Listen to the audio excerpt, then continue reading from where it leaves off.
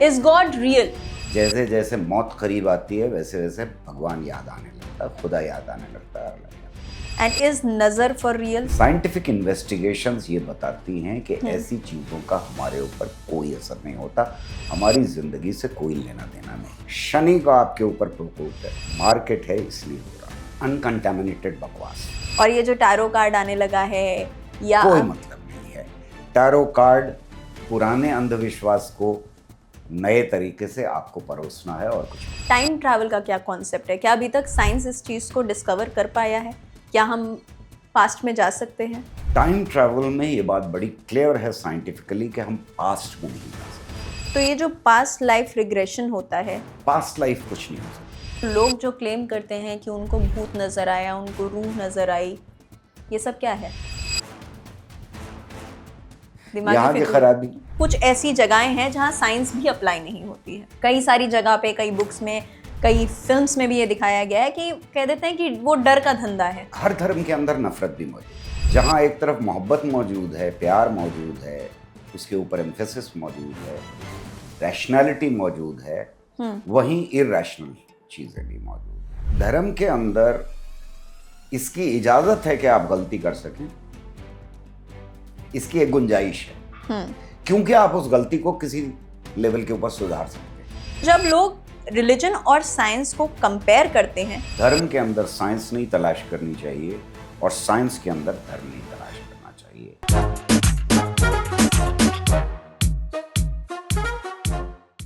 Is God real या ये सिर्फ हमारी एक सोच है, एक बिलीफ सिस्टम है जो पीढ़ी दर पीढ़ी हम लोग ट्रांसफर करते जा रहे हैं। 2025-26 का समय है, साइंस और टेक्नोलॉजी इतनी एडवांस हो चुकी है, आर्टिफिशियल इंटेलिजेंस आ चुका है। क्या आज के समय में भी आंख मूंद कर धर्म को फॉलो करना जरूरी है और क्या वो सही है? धर्म है क्या? किसने बनाया, कब बनाया और क्यों बनाया? रिलीजन वर्सेस साइंस का जो डिबेट चल रहा है सालों से, क्या है ये डिबेट, क्यों है ये डिबेट, इसके बारे में इन डेप्थ डिस्कशन होगा आज इस स्टूडियो में। हाय बाय निहारिका में आप सभी का स्वागत है। आपने अगर अभी तक हमें सब्सक्राइब नहीं किया है तो कर लीजिएगा, बेल आइकन पर भी क्लिक कर दीजिएगा। आज हमारे गेस्ट हैं मिस्टर गौहर रजा। ये एक पोएट हैं, ऑथर हैं और साइंटिस्ट भी हैं। तो बहुत ही आसान शब्दों में और बहुत ही इंसाइटफुल तरीके से आपको ये सारी बातें समझाएंगे। Very welcome to the studio sir. Thank you Niharika. कैसे हैं सर आप? मैं बिल्कुल ठीक हूँ, मज़े में हूँ। बहुत इम्पोर्टेंट सवाल आप उठा रही हैं और बहुत मुश्किल सवाल उठा रही हैं। क्या कहना है आपका इसके बारे में? अगर आप मेरी राय पूछ रही हैं मैं क्या यकीन रखता हूँ तो बिल्कुल अलग जवाब है। और वो ये है कि मैं यकीन नहीं रखता किसी सुपरनैचुरल पावर में। और अक्सर ये पूछते लोग कि या तो बहुत बच्चे थे तब भी रखते होगे, फिर बाद में, तो कभी यकीन नहीं किया मैंने इसमें। और अगर आप आम तौर पे पूछ रही हैं कि डज गॉड एग्जिस्ट, तो ये एक बहुत मुश्किल सवाल है जिसका हम में से हर एक को खुद ही आंसर कर देना होगा। इसका जवाब खुद ही अपने लिए देना होगा, क्योंकि ये साइंस का सवाल नहीं है। और साइंस का सवाल इसलिए नहीं है ये कि इसमें प्रूव या डिसप्रूव नहीं किया जा सकता। हम इसको प्रूव नहीं कर सकते कि है और हम इसको भी प्रूव नहीं कर सकते कि नहीं है। तो हम में से हर एक को अपने लिए जवाब तलाश करना होगा। पर अगर देखें तो समाज क्या कर रहा है, और मैं सारे समाज की बात कर रहा हूं, किसी एक मजहब, एक देश, एक तबके, एक कल्चर की बात नहीं कर रहा। एक नॉर्मल घर के अंदर इंडियन सब कॉन्टिनेंट को अगर ले लें, वैसे तो और देशों में भी होता है ये, लेकिन कम ज़्यादा उसको तोला जा सकता है।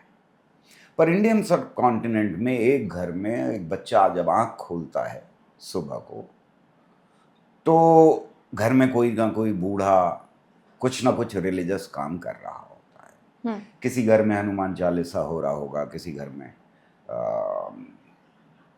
कोई बड़ा बूढ़ा जल चढ़ा रहा होगा, कहीं कोई कुरान खानी हो रही होगी, कहीं कुछ नमाज पढ़ रहा होगा कोई, वो ये देखता है अपने घर के अंदर। फिर जब उसको तैयार किया जाता है, नाश्ता वगैरह हो गया, स्कूल जाना है, और अच्छी तरह से तैयार की, जिस दिन मोहब्बत आ रही हो माँ बाप को, उस दिन एक काला टीका भी लगा दे। फिर वो स्कूल के लिए निकलता है तो उसको मंदिर, मस्जिद, गिरजा वगैरह वगैरह ये दिखाई देना है। और ये चैलेंज है कि 1 किलोमीटर में आप चल नहीं सकते हैं जब बिना देखे हुए किसी ऐसी रिलीजियस प्लेस को। वो पहुंचता है स्कूल, वहाँ पर फिर सरस्वती वंदना, कुरान खानी या हिम से शुरू होता है मामला। उसका इंटरेक्शन साइंस के साथ लगभग 45 मिनट का है, जब वो साइंस पढ़ रहा होता है क्लास के अंदर। और वो जैसे पढ़ाई जाती है हमारे यहाँ, वो हम सब जानते हैं क्या कीमा बनाया जाता है साइंस का ज़्यादातर, और ठूस ठूस के मार मार के वो पढ़ाई जाती है, ये याद कर लो, ये याद कर लो। और फिर वो वापस लौटता है तो ये सब कुछ उसको देखना पड़ता है, इसी से ही गुजरता है। मार्केट जाइए तो दुकान के अंदर कोई रिलीजियस सिंबल होगा मौजूद, मंदिर मस्जिद में तो होता ही है, वहाँ पर तो होना ही चाहिए, समझ में आता है। लेकिन अगर उसको आप लेबोरेटरी में भी लेके जा रहे हैं तो अक्सर आपको दिखाई दे जाएगा कहीं स्वास्तिका, कहीं अल्लाह कुछ लिखा हुआ, ऐसा दिखाई दे जाएगा। सेक्युलर स्पेसेस जिनको हम कहते हैं, बिल्कुल उन जगहों के ऊपर भी ऐसा कुछ ज़रूर दिखाई दे जाता है।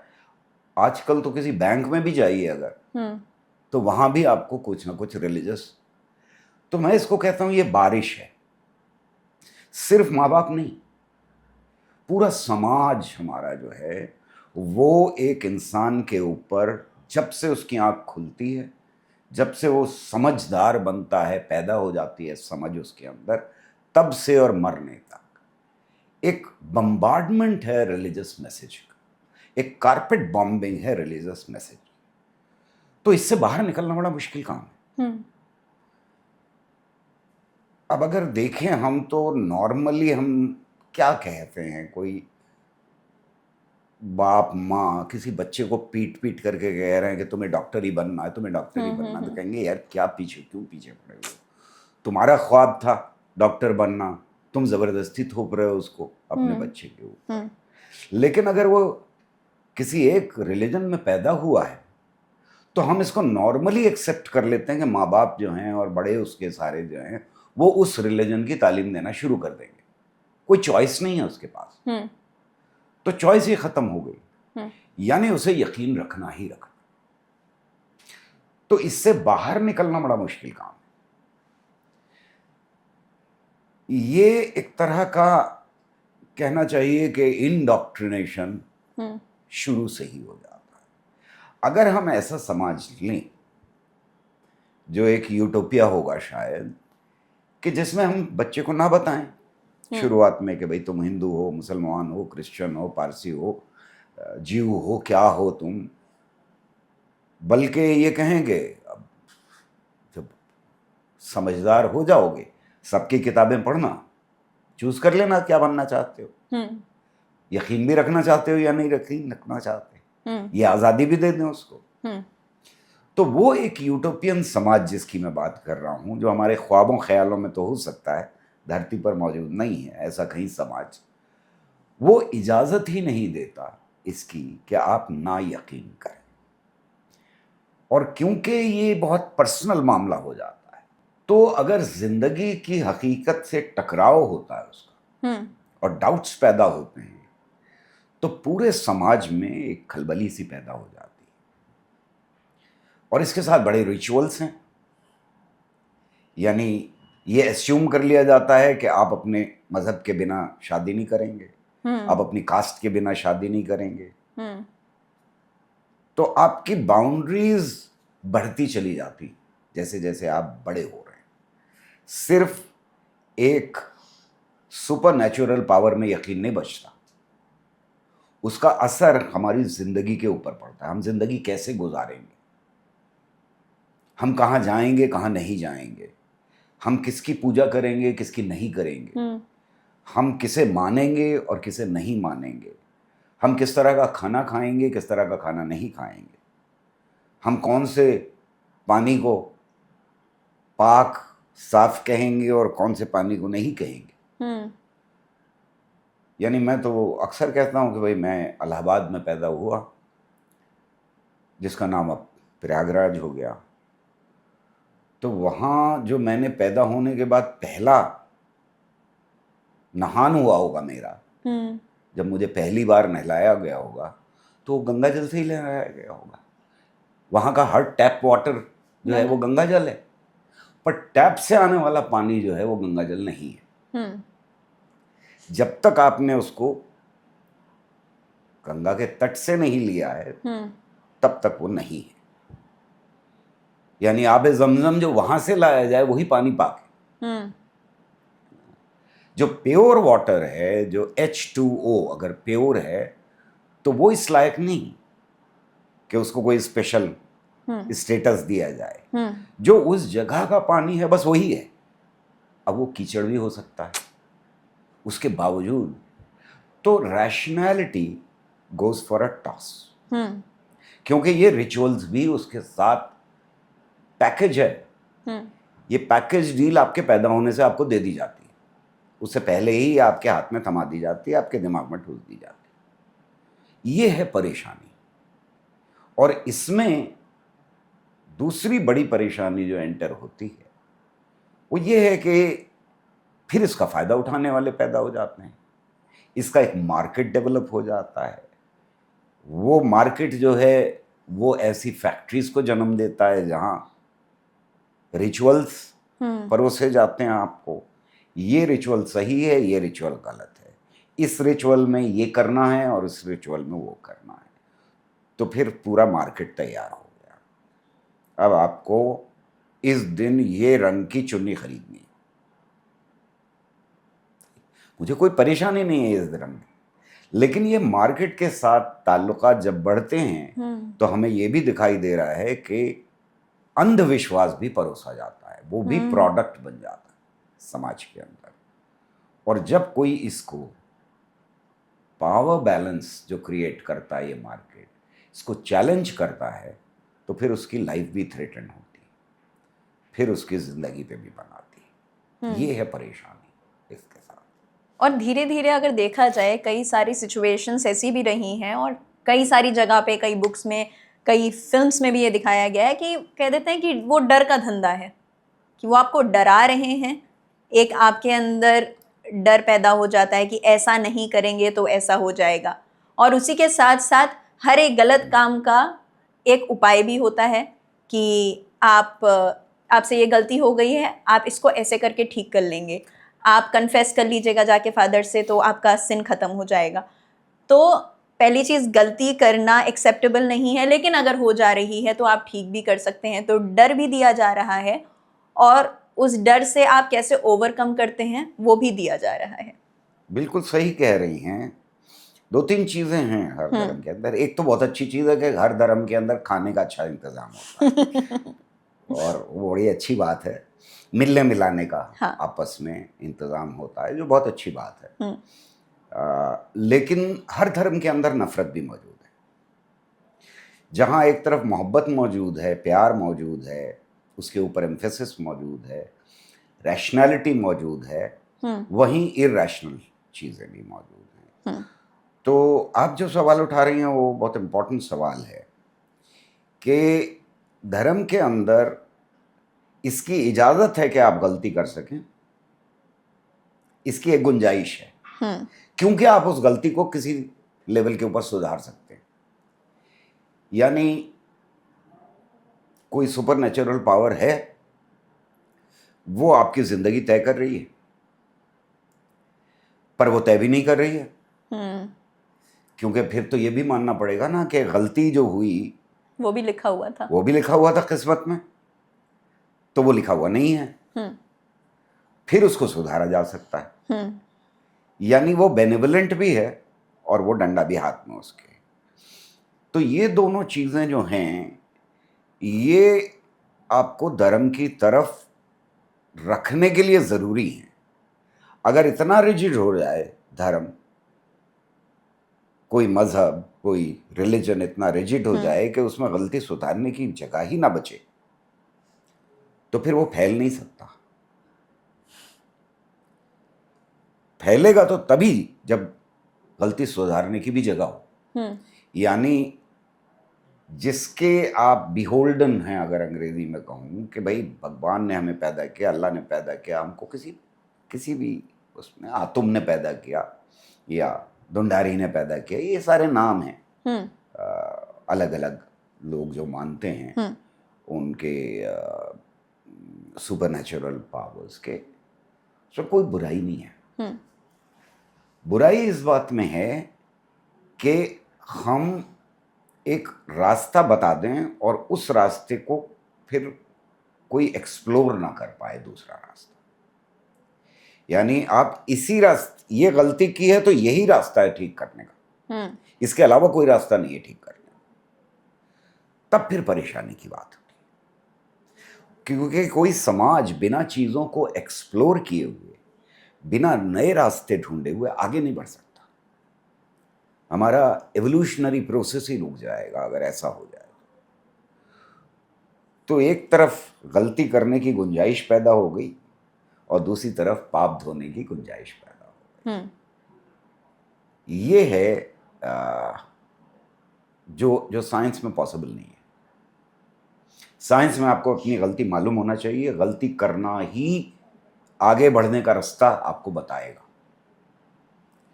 वहां पर तो गलती करना ही ये माना जाएगा कि एनालाइज कर सकते हैं अगर आप, तो आगे बढ़ने के लिए, मतलब ये कि बिना पानी में उतरे हुए आप स्विमिंग नहीं सीख सकते, बिना लड़खड़ाए हुए चलना नहीं सीख सकते। ये साइंस का कैरेक्टर है।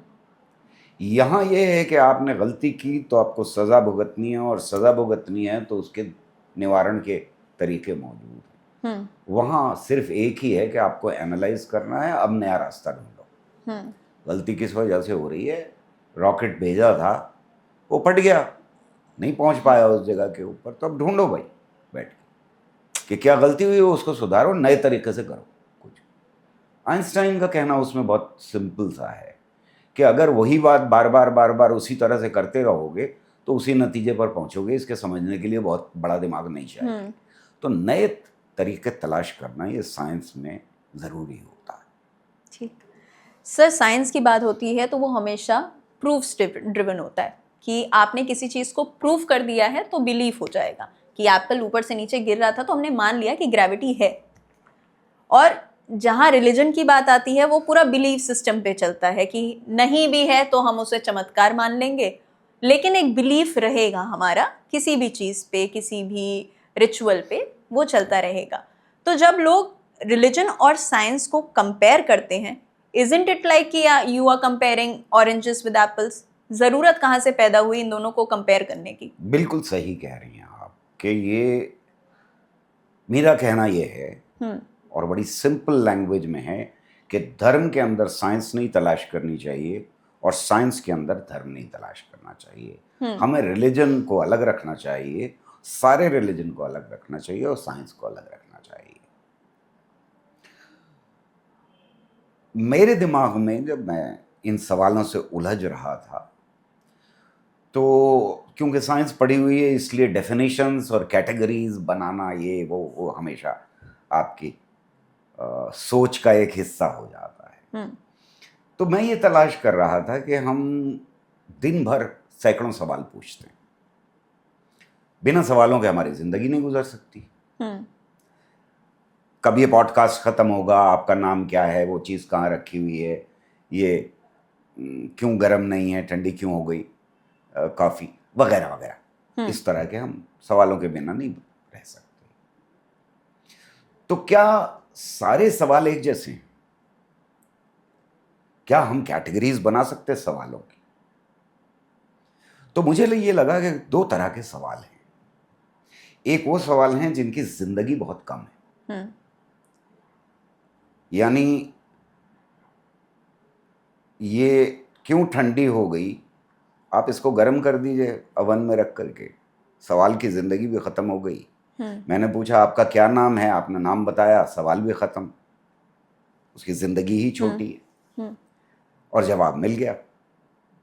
पर कुछ सवाल ऐसे हैं जो इंसानियत ने बार बार पूछे और मैं जब भी यंग लोगों से या ओल्ड लोगों से, मतलब बूढ़े हों या बच्चे हों, उनसे ये पूछता हूँ कि आपने अपने परवरिश के दौरान जब बड़े हो रहे थे तो क्या बड़ों से ये सवाल किया कि हम कहाँ से आए हैं, चांद तारे कहाँ से आए हैं, सूरज रोज क्यों निकलता है, चांद क्यों घटता बढ़ता है, ये किसने बनाया है? तो सब लगभग हाथ उठा देते हैं। तो ये सवाल है क्या जो एक बच्चा पूछता है? क्या ये सवाल इंसानियत ने बार बार नहीं पूछे? तो मुझे लगा कि ये बड़े सवाल, इनका जवाब खत्म नहीं हो रहा, बल्कि इनका जवाब बदल रहा है वक्त के हिसाब से, रिलीजन के हिसाब से, ट्राइबल सोसाइटीज ने जो जवाब दिए, मिथ्स एंड सुपरस्टिशंस के हिसाब से। तो मैं इनको सोफिक क्वेश्चन या मेटा क्वेश्चन कहता हूं। ये बड़े सवाल हैं। और जब इंसान ने सवाल पूछने शुरू किए होंगे तो शायद, नहीं मालूम कब शुरू किए, इस बात को मैं बार बार दोहरा रहा हूं, इसलिए हर इंटरव्यू में कह रहा हूं, क्योंकि मुझे अभी तक इसका जवाब नहीं मिल पाया कि इंसान ने सवाल पूछने कब शुरू किए, जिसका इससे भी ताल्लुक है कि क्या और कोई जानवर सवाल पूछता या नहीं, इसका जवाब नहीं मिल पाया है। बहरहाल आगे आने वाली नस्लें शायद दे पाए, इसका हम नहीं दे पाए। तो फिर बेसिक सवाल पूछे होंगे, और यही सवाल पूछे होंगे कि ये हमारे चारों तरफ जो हो रहा है, घट रहा है, पेड़ पौधे कहाँ से आ गए, किसने बनाए हैं, नदियाँ कहाँ से आई, किसने बनाई, चांद तारे कौन हैं, क्या ये इंसान की तरह चलते हैं, कुछ ऊपर चीज है वगैरह। तो इनके बड़े खूबसूरत जवाब दिए कुछ लोगों ने, और वो हमारे मिथकों में आ गए। वो हमारी जरूरत का हिस्सा थे, किसी ना किसी जवाब तलाश कर। तो अगर जवाब तलाश कर रहे हैं तो क्या डिफरेंस है साइंस के जवाबों में और सवालों में, और मजहब, रिलीजन, धर्म के सवालों में, जवाबों में? ये तलाश मेरे लिए बड़ी इंपॉर्टेंट थी। और मैं अल्टीमेटली इस नतीजे पर पहुंचा कि ये जवाब तो ठीक है, सवाल कहां से शुरू होता है इंपॉर्टेंट है। रिलीजन के, अध्यात्म के, फिलॉसफी के ज्यादातर सवाल क्यों से शुरू होते हैं, वाई। और जब आप वाई से सवाल शुरू कर रहे हैं तो अल्टीमेटली जब आप अपनी नॉलेज की सीमा पर पहुंचते हैं तो आसान सिंपल जवाब है भगवान की मर्जी। और जब कैसे से शुरू करते हैं तब फिर मुश्किल पैदा हो जाती है। कैसे का जवाब भगवान की मर्जी नहीं होता। तब फिर आप कैसे पूछ रहे हैं कि निकलता है सूरज, कैसे जान घटता और बढ़ता है, कैसे तारे अपनी जगह पे हैं, कैसे जमीन का आकार बना है, वगैरह वगैरह। इनका जवाब भगवान नहीं होता। एक रिलीजियस आदमी के लिए भी भगवान नहीं होता। मतलब ये कि मैं कैसे पहुंचूंगा किसी जगह का जवाब भगवान की मर्जी से पहुंचेंगे नहीं होता। कैसे का जवाब होता है पैदल चल के, साइकिल से, मोटर से, बस से, हवाई जहाज से, ये होता है जवाब। क्यों का जवाब ये होगा कि आप भगवान की मर्जी से ही पहुंचेंगे, वहां पर भगवान नहीं चाहेगा तो नहीं पहुंचेंगे। ये हम जवाब रोज देते हैं। तो ये एक बड़ा फर्क दिखाई दिया मुझे साइंस के में और धर्म के बीच, जो मैंने अपनी किताब में भी इसके ऊपर, लास्ट चैप्टर इसी के ऊपर है कि सवाल हम किस तरह से पूछते हैं। यानी जब सवाल पूछे शुरू में इंसान ने, तो उनका एक्सप्लेनेशन जरूरी था और वो बड़े खूबसूरत एक्सप्लेनेशंस थे। अगर अंग्रेजी का लफ्ज़ इस्तेमाल करूं मैं तो ये थे कॉन्सेप्चुअल मॉडल्स। देखा तो नहीं था किसी ने, ना ज़मीन को देखा था बनते हुए, ना आसमान को बनते हुए देखा था, ना चांद तारों को बनते हुए देखा था। तो एक कॉन्सेप्चुअल मॉडल आपके पास है। क्या कॉन्सेप्चुअल मॉडल है? पहले सिर्फ एक दूध की बूंद थी, बहुत बड़ी, फिर दुंडारी आए, दुंडारी ने पत्थर बनाया, पत्थर से लोहा बनाया, लोहे से हवा बनाई वगैरह, 5 तत्व। फिर दुंडारी दोबारा आए, उन्होंने सब कुछ मिला करके इंसान बनाए, पेड़ पौधे बनाए, अलग अलग चीजें बनाई। ये हमारे यहाँ आज भी हैं। रिलीजन्स ने इन चीजों के अलग अलग एलिमेंट्स ले लिए हैं। कॉन्सेप्चुअल मॉडल वही है। आपने शुरू में कहा था कि साइंस को प्रूफ चाहिए। अक्सर लोग कहते हैं साइंस लॉजिकल है और रिलीजन इलॉजिकल है। नहीं, दोनों की लॉजिक अलग है, दोनों का प्रूफ अलग है। रिलीजन में प्रूफ आता है किताबों से, रिलीजन में प्रूफ आता है अथॉरिटी से, जो रिलीजियस लीडर है उनकी। यानी ये बड़ा प्रूफ है कि पोप ने कह दिया कुछ, ये बड़ा प्रूफ है कि किसी बड़े मुफ्ती ने कह दिया कुछ, यही प्रूफ है। तो ऐसा नहीं है वहां प्रूफ नहीं है, प्रूफ अलग है।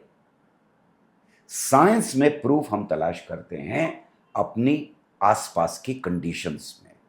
इस कॉस्मोस में, इस यूनिवर्स में जो कुछ हो रहा है वो किन लॉज से गवर्न हो रहा है, यहां से लेते हैं। यानी अगर हमें लॉज नहीं पता है तो प्रूफ नहीं है फिर हमारे पास। हम तलाश कर रहे हैं उन लॉज को, और इन लॉज के अंदर होता है, किसी किताब में नहीं होता। और मैं यहाँ, आप बैठी हैं, आपने हाई स्कूल जरूर पास किया होगा, कभी ना कभी याद हो ना हो साइंस के लेक्चर्स, पर मैं अक्सर पूछता हूँ कि भाई ऐसा क्यों है कि न्यूटन के बारे में सब जानते हैं, न्यूटन्स लॉज पढ़े होते हैं हमने, ग्रेविटेशनल फोर्स का आपने नाम लिया, वो पढ़ा होता है, लेकिन न्यूटन की किताब कभी नहीं देखी। उसका शायद टाइटल भी पता ना हो, प्रिंसिपिया मैथमेटिका का। क्यों? बात है। और यही पूछूं मैं कि आपने गीता देखी है, कुरान देखा है, रामायण देखी है, बाइबल देखी है, तौरा देखा है, तो आप ज्यादातर किताबों के बारे में कहेंगे कुछ ना कुछ तो इनमें से किताबें देखी।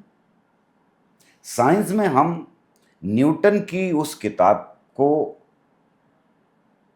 के बारे में सोचते भी नहीं, जिस किताब ने साइंस को बदल के रख दिया, जिस किताब ने साइंस को ही नहीं बल्कि इंसानियत को एक नया तरीका दिया इस पूरे यूनिवर्स को देखने का। कोई साइंटिस्ट अपने सर पे उठा करके वो किताब नहीं चलता। वो किताब ऐसा नहीं है कि कहीं ऊपर इज्जत से रखी जाए। क्यों? क्योंकि उसमें अथॉरिटी नहीं है, अथॉरिटी नॉलेज में। तो यहां प्रूफ जो है वो किताब के अंदर नहीं, उस मेथड में है जिससे कि हम किसी कंक्लूजन के ऊपर पहुंचे, किसी ऐसे मुकाम पे पहुंचे हैं जहां हम कह सकें कि भाई ये कॉस्मॉस, ये यूनिवर्स कैसे चलता है, ये ब्रह्मांड कैसे ऑपरेट करता है। इसमें है अथॉरिटी, वहां अथॉरिटी जो है और प्रूफ जो है वो किताब के अंदर। उसी के साथ सर एक चीज़ है, बहुत से लोगों को जब हम भगवान और इंसान की बात करते हैं तो किसी ने भगवान को नहीं देखा है।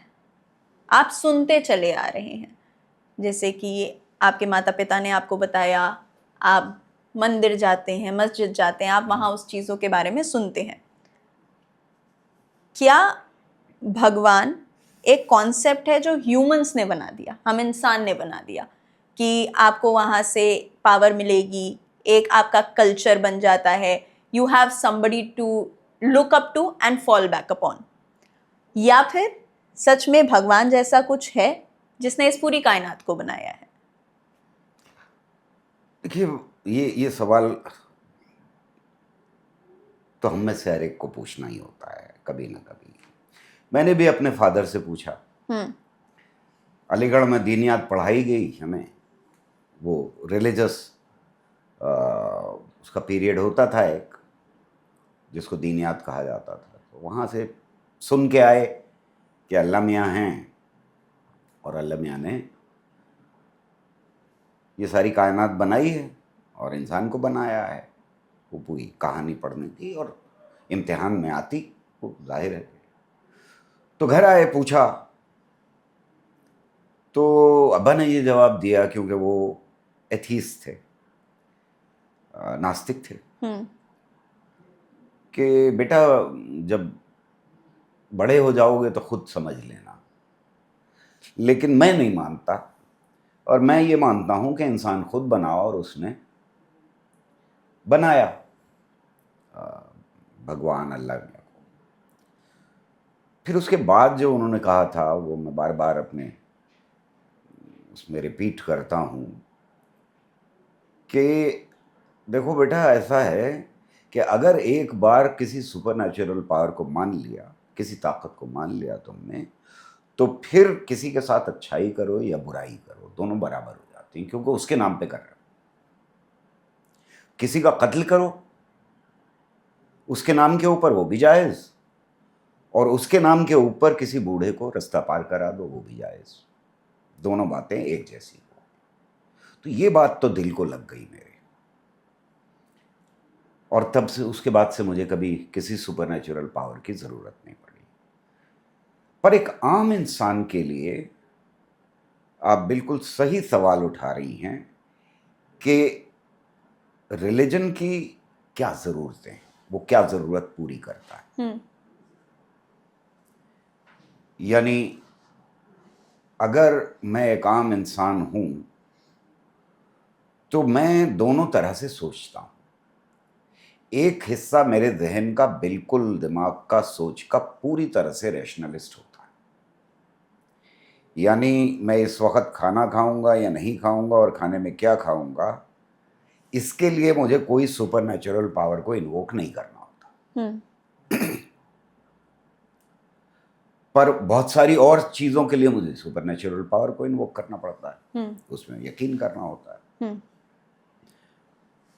अगर आप देखें तो आपने जो कुर्ता पहन रखा है वो क्यों अच्छा लग रहा है, इसका कोई साइंटिफिक एक्सप्लेनेशन नहीं है। राइट? आपको ये वाले कपड़े क्यों पसंद है या यही वाला कुर्ता क्यों पसंद आया, इसका कोई साइंटिफिक एक्सप्लेनेशन नहीं। या किसी की आवाज़ क्यों पसंद है, किसी का कोई एक ख़ास गाना क्यों पसंद है। मुझे जब भी ज़रूरत पड़ती है तो मैं मोहम्मद रफ़ी का गाया हुआ हरि ओम मन तरपत हरि दर्शन दो आज सुन लेता हूँ। मुझे क्यों पसंद है इसका कोई लॉजिकल एक्सप्लेनेशन तो है नहीं। तो बहुत सारी ऐसी चीज़ें हैं जिनका कोई लॉजिकल एक्सप्लेनेशन हमारे पास नहीं है, साइंस के पास नहीं। तो एक खाना हमारी सोच का हमेशा ही लॉजिक से नहीं चल रहा है, हमारी अपब्रिंगिंग से चल रहा है। हम किस माहौल में पैदा हुए, पले बढ़े, कौन सा लिटरेचर पढ़ा हमने, किस तरह की चीज़ों में हमारा इंटरेस्ट पैदा हुआ, वो उसके साथ जुड़ा हुआ। और दूसरा हिस्सा बिल्कुल लॉजिकल है। तो अगर इन दोनों को अलग अलग करके देखें हम, तो इलॉजिकल जो हिस्सा है हमारे ब्रेन का, वहाँ जैसा मैंने कहा कि, और बार बार कहता हूँ कि हमारे ऊपर बम्बार्डमेंट है एक रिलीजियस मैसेजेस का, तो वो हिस्सा जो है उसमें वहाँ भरा हुआ है। यानी मस्जिद या मंदिर या गिरजा जाना है तो इसमें आपको पूरी तरह से लॉजिकल डिसीजन आप लेंगे कि वहाँ तक पहुँचा कैसे जाए, और जब आप पहुँच गए तो आपने जलती ज़मीन पे पैर रख दिए और अपना जूता उठा करके गाड़ी के अंदर, कार के अंदर रख दिया। फिर आप लाइन में खड़े हो गए उसी जलती ज़मीन पे। ये जो ट्रांजिशन है, ये जो बदलाव आया कि आप मस्जिद के अंदर या मंदिर के अंदर या गिरजा के अंदर, कहीं भी रिलीजियस प्लेस के ऊपर, आप फौरन दरवाज़ा क्रॉस करने से पहले कंप्लीटली लॉजिकल थे, दरवाज़ा क्रॉस करने के बाद कोई लॉजिक नहीं काम कर रही। क्योंकि एक नॉर्मल आदमी क्यों भाई जलती हुई ज़मीन पर पैर रखेगा जो जूता पहने हुए, जिसके पास जूता मौजूद है, चप्पल मौजूद है, वो क्यों रखेगा? कोई लॉजिक तो है नहीं इसके पीछे। तो यहां पर कुछ ऐसा कहना कि यकीन जो है वो लॉजिकल है या नहीं है, ये बिल्कुल बेकार की बात होगी, उसमें हमें जाना ही नहीं चाहिए। उनकी लॉजिक ही अलग है, और एक आम आदमी के लिए ये ट्रांजिशन जो दरवाजे के ऊपर होता है, from completely logical to a different kind of logic, ये ट्रांजिशन इतना स्मूथ है कि हमें पता ही नहीं लगता कि कब हो गया। यानी कहीं आवाज आई भजन की या अजान की और आपने दुपट्टा ऊपर कर लिया, ये ट्रांजिशन जो है, अभी तक आप काम कर रहे थे कुछ नहीं है, ये ट्रांजिशन जो है इसमें कोई कॉन्ट्रडिक्शन नहीं दिखाई दे रहा, ये इतना स्मूथ है और पार्ट ऑफ हम कल्चर हो जाता है, हमारी संस्कृति का हिस्सा हो जाता है कि हमें इस ट्रांजिशन का पता ही नहीं लगता। But that is a very interesting way of seeing it, क्योंकि हमें से बहुत सारे लोग ये करते हैं और हम भी इस ट्रांजिशन को रियलाइज नहीं करते हैं। Correct. Is it also because कि हमारी कंडीशनिंग ही यही रही है? कहते हैं ना, बच्चा जो देखता है देखते देखते सीख जाता है। तो आपको मालूम होता है, कभी आप पिताजी के साथ किसी मंदिर के सामने से निकल रहे हैं या गुरुद्वारे के सामने से निकल रहे हैं, तो आप खुद ही सर नीचे कर लेते हैं, या जैसे किसी की अर्थी जा रही होती है तो आप कोशिश करते हैं कि आप अपना सर ढक लें। ये चीजें हैं जो शायद बोल के नहीं समझाई गई होंगी, लेकिन आप बाय एक्शन सीखते चले जाते हैं। बिल्कुल बिल्कुल सीखते चले जाते हैं। इसी को मैं कह रहा हूं कि वो बम्बार्डमेंट जो है लगातार रिलीजियस मैसेजेस का, वो हमारे कल्चर का हिस्सा बन जाता है, और जब वो कल्चर का हिस्सा बन जाता है तो हम अपने एक्शन को लॉजिकली परखते भी नहीं है। जब बच्चे ने ये सवाल पूछा, और शायद बहुत लोगों ने अपनी ज़िंदगी में ये भी सवाल पूछा कि फिर भगवान को किसने बनाया, फिर अल्लाह मियाँ को किसने बनाया, या फिर गॉड को किसने बनाया, तो उनसे कहा जाता है वो हमेशा से था। और वो कहते हैं हमेशा से था तो बनाया तो होगा किसी ने, तो कहते चुप। वो जब हम बड़े होना शुरू होते हैं तो फिर वो क्वेश्चन बैकग्राउंड में चला जाता है। फिर हम ये यकीन कर लेते हैं कि किसी ने चांद के 2 टुकड़े किए होंगे, फिर हम यकीन कर लेते हैं, क्वेश्चन नहीं करते कि कोई पहाड़ हथेली पे उठा करके उड़ता हुआ आ सकता है। फिर हम क्वेश्चन करना बंद कर देते हैं। इसमें एक चीज़ और बहुत इम्पॉर्टेंट है जो हमें सोचनी चाहिए, और वो ये है कि नंबर्स का मामला है बहुत। जितने ज्यादा लोग यकीन करते हैं किसी मिथ में, उतना वो मिथ ऑथेंटिक हो जाता है, और इसमें बदलाव आता है समाज में भी। यानी आपने शायद दुंडारी का नाम नहीं सुना होगा, पर वो एक ट्राइब का भगवान है, राइट? अब अगर मैं कहने लगूं कि मैं दुंडारी की पूजा करता हूं, तो लोग कहेंगे पागल हो, ये कौन सी सुपरनैचुरल पावर है, हमने तो नाम भी नहीं सुना इसका। लेकिन अगर मैं कहूं कि मैं शिव जी की पूजा करता हूं, मैं अल्लाह मियाँ के लिए नमाज पढ़ता हूं, तो कोई प्रॉब्लम नहीं है, हमारे वाइडर ऑडियंस है। तो यहां नंबर ज्यादा है। मैं ये कहूं कि मैं इसकी पूजा करता हूं, माइक की पूजा करता हूं, नहीं पागल हो। पर यहां एक मूर्ति रखी हुई है, यहां पर अल्लाह लिखा हुआ हो, यहां पर गॉड का सिंबल हो, या यहां पर सिंबल हो वो स्टार वाला जो ज्यूस का सिंबल है, उसके आगे अगर हाथ जोड़ूंगा और झुकूंगा तो कोई प्रॉब्लम नहीं। तो यहां नंबर बहुत इंपॉर्टेंट है कि कितने लोग मेरे आसपास के उसमें यकीन रखते हैं, या कितने लोगों को पता है कि ऐसा भी कोई भगवान है, ऐसा भी कोई गॉड है। क्या यही नंबर विन और लॉस होता है किसी बाबा के सक्सेसफुल होने में? बिल्कुल। बाबा जो हैं, और ये असल में तो 20th सेंचुरी और 21st सेंचुरी का फिनोमेना है, ये नए बाबा जो पैदा हुए हैं, और मुझसे अगर पूछे तो ये बहुत भयानक फिनोमेना है।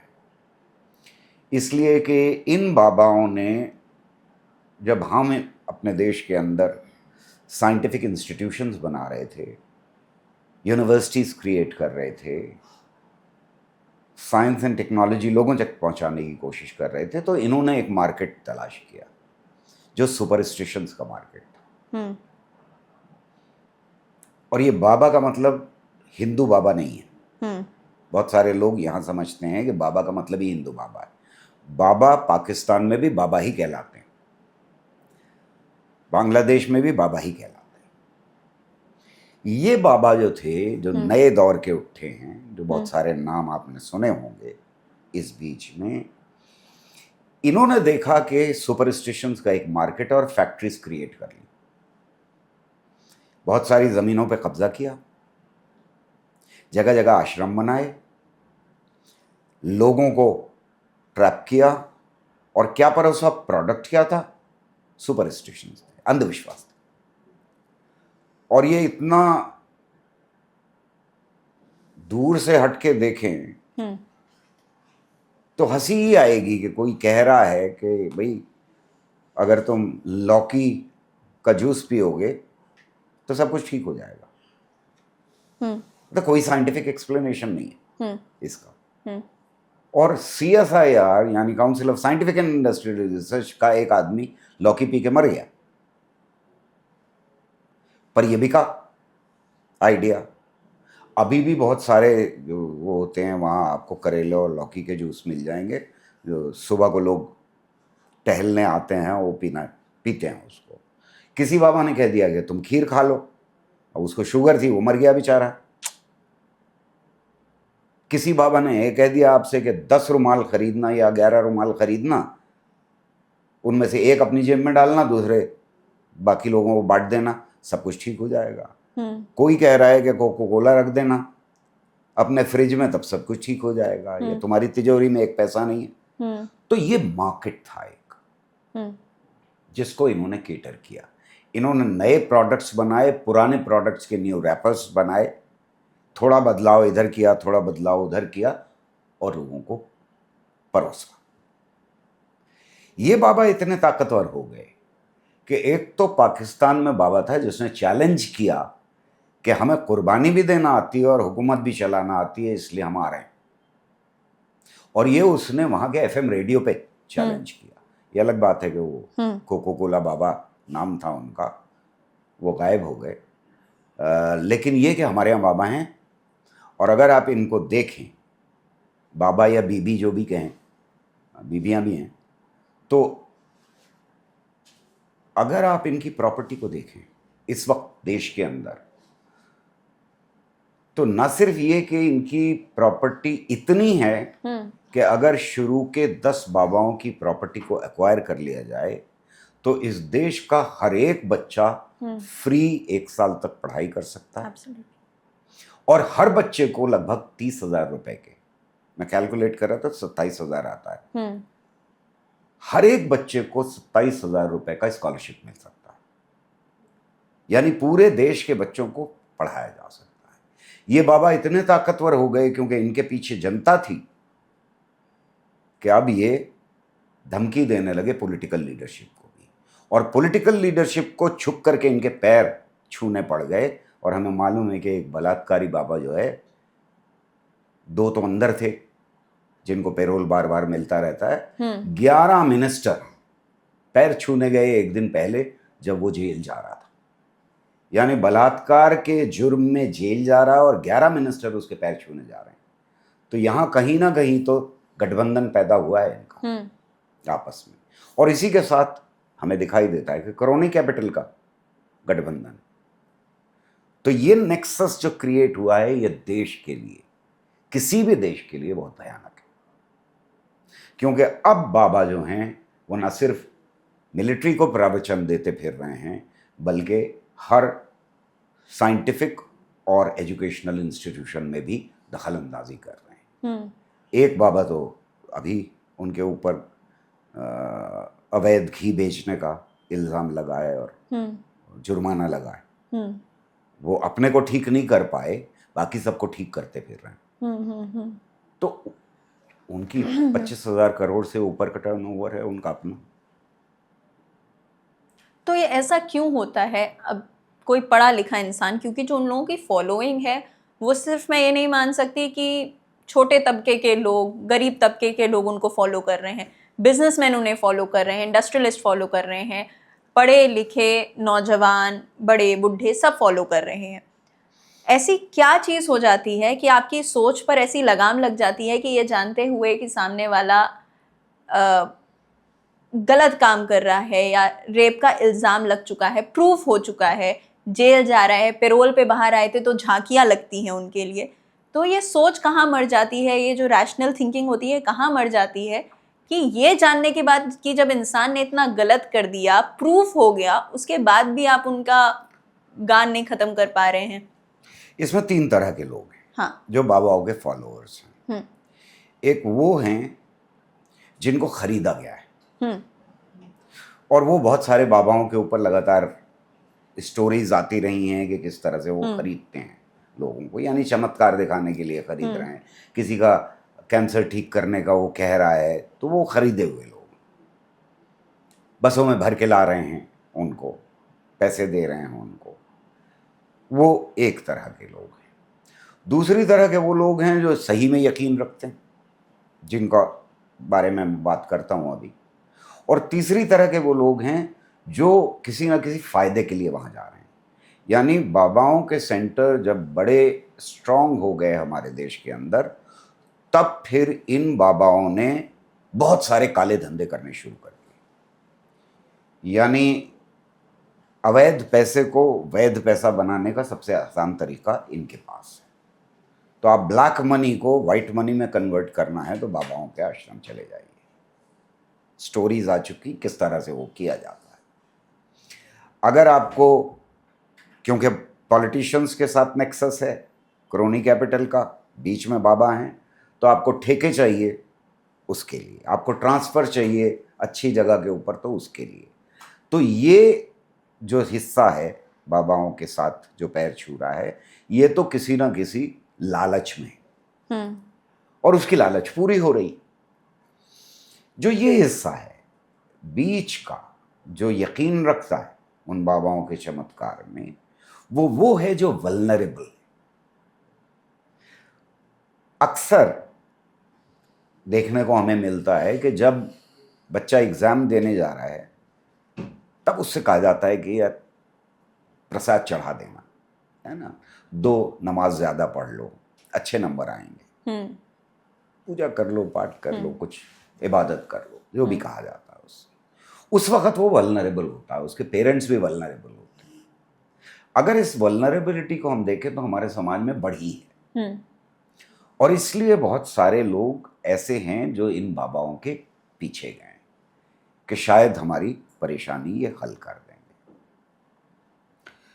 अब इसमें जो सवाल उठा रही हैं वो बहुत इम्पोर्टेंट सवाल है, फिर सोचिए इसके बारे में कि पढ़े लिखे पैसे वाले लोग भी क्या वल्नरेबल होते हैं? तो होते हैं। एक साइंटिस्ट भी वल्नरेबल होता है। मेरा एक्सपेरिमेंट कामयाब होगा या नहीं होगा? एक पैसे वाला, और हमारे यहाँ एक साहब तो हैं जिन्होंने अपनी वल्नरेबिलिटी ख़त्म कर ली है, 2-3 हैं वैसे तो, लेकिन एक साहब का नाम बहुत ज़्यादा है कि उनको हमेशा ही LIC से पैसे मिल जाएंगे जब भी उनकी कंपनी डूबने लगेगी। तो वो तो LIC पे भरोसा रखते हैं। बाकी का क्या?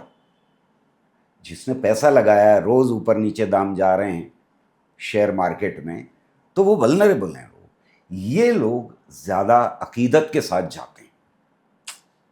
वो जो अपने बच्चे के लिए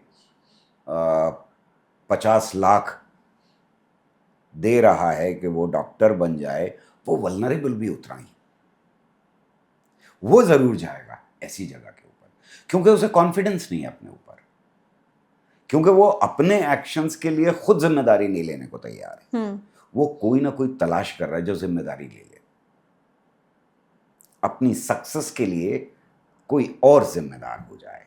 यानी एक बिचौलिया तलाश कर लीजिए, जो सुपर नेचुरल पावर है उसके और मेरे बीच में एक बिचौलिया ये मौजूद है, ये करवा देगा काम। यही तो होता है जब रिश्वत देने के लिए जाते हैं हम, यही तो होता है जब हम लाइसेंस बनवाने जाते हैं, यार बिचौलिए को लो, ख़त्म करो मामला। तो ये बिचौलिए पैदा हो गए हैं जिन्होंने एक मार्केट देखा है और वहाँ के ऊपर वो उस मार्केट को एक्सप्लॉइट कर रहे हैं। इसी के साथ मुझे वो बात याद आती है कि एक समय था, हो सकता है अभी भी होता हो और मैंने वो चीज़ अब नहीं देखी हो इतनी, लेकिन इंसान का ये जो बना हुआ है कि हम हिंदू हैं, हम मुसलमान हैं या हम सिख हैं, ये सारी चीज़ें वहाँ आके ख़त्म हो जाती हैं जब इंसान वल्नरेबल होता है। कि आप सारे जितने भी भगवान के पास जा सकते थे आप चले गए, अब आपको लगता है कि कोई पीर फ़कीर ही अगर थूक देगा तो ठीक हो जाएगा, या आपने अल्लाह से जो मांगना था मांग लिया, अब लग रहा है इस मंदिर में भी एक धागा बांध देंगे तो चीज़ें हो जाएंगी।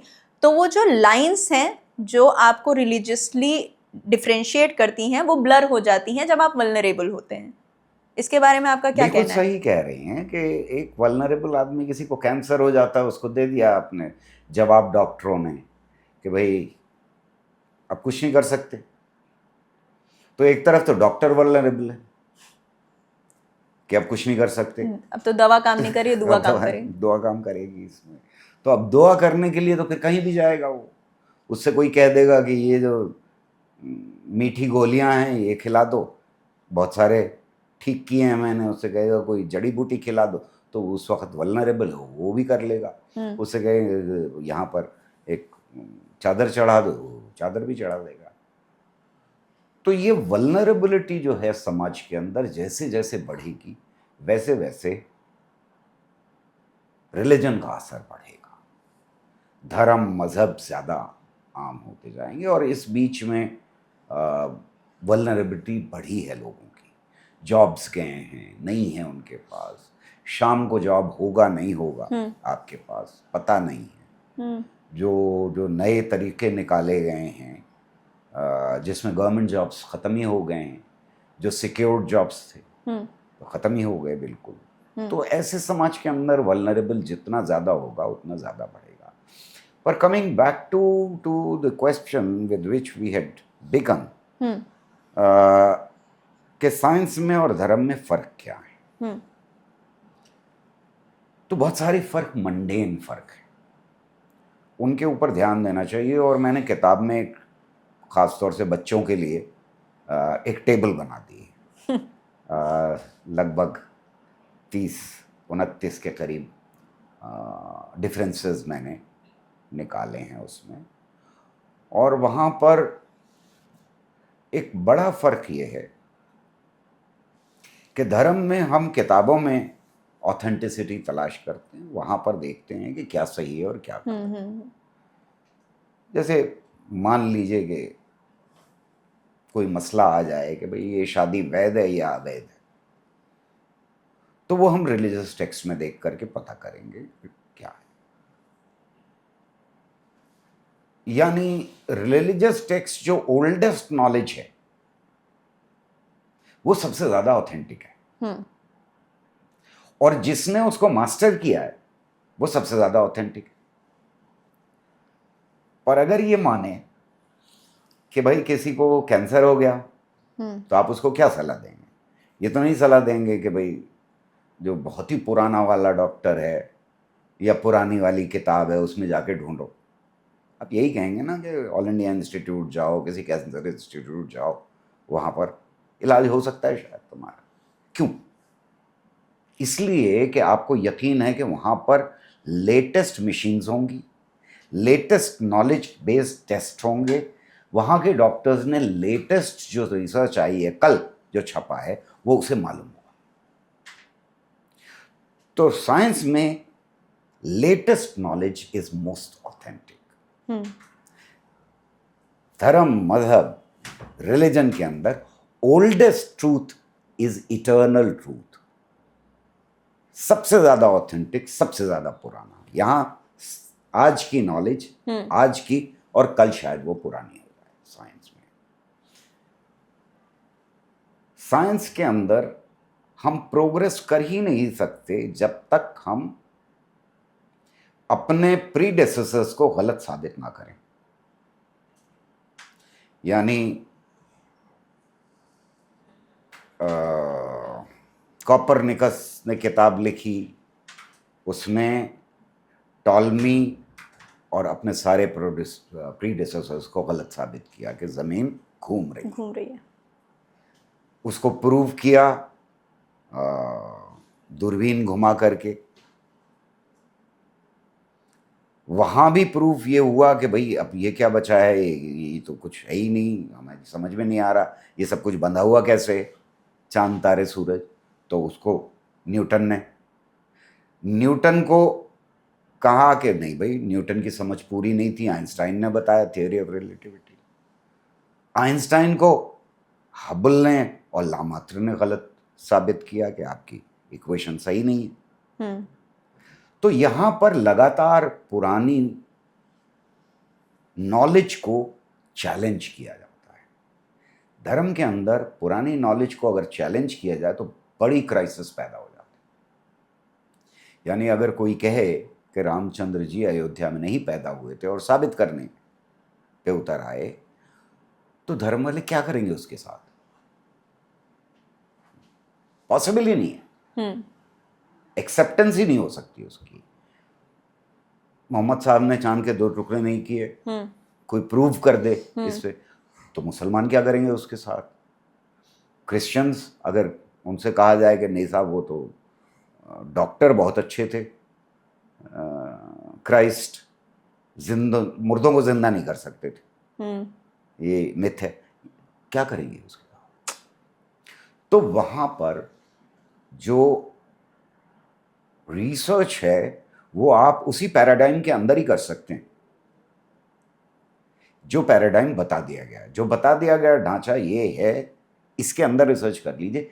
अगर इससे हटके कुछ करने की कोशिश की तो क्राइसिस पैदा हो जाएगी, और बड़ी क्राइसिस पैदा हो जाएगी, खून खराबा हो जाएगा, भावनाएं आहत हो जाएंगी।